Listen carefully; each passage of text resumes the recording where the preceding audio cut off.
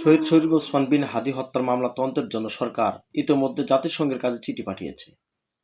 দুদিন আগে ডক্টর ইউনূসের বাসভবন যমুনার সামনে হাদীর হত্যার বিচার এবং জাতিসংঘের মাধ্যমে তদন্তের জন্য ইনকিলাব মঞ্চের কর্মসূচি যখন সহিংসতার রূপ নেয়, মধ্যরাত পর্যন্ত দফায় দফায় সহিংসতা চলে, তখন ইউনূস সরকার ঘোষণা দেয় হাদী হত্যা তদন্তের জন্য সরকার জাতিসংঘে চিঠি পাঠাবে।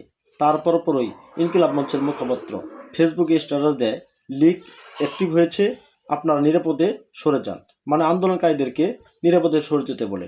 এবং পরবর্তীতে মিডিয়ার সামনে এসে হাদী হত্যার বিচার নতুন নির্বাচিত সরকারকে করতে হবে, না করলে আমরা জাহান্নাম বানিয়ে ফেলব।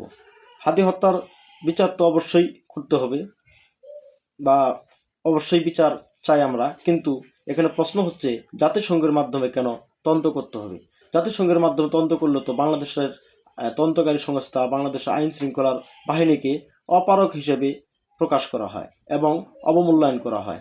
বাংলাদেশের আইন প্রয়োগ এবং বাস্তবায়নকারী সংস্থাকে অনাস্থার প্রতীক হিসেবে দাঁড় করানো হয়। আর কার কার হত্যার বিচার তদন্তের জন্য এমন থার্ড পার্টিকে আমরা ডেকে আনব? এরকম রাজনৈতিক হত্যাকাণ্ড তো আরও হতে পারে, বা সাধারণ মানুষের বেলায়, বা সাধারণ মানুষের জন্য কি নিরপেক্ষ তদন্তের জন্য জাতিসংঘ আসবে?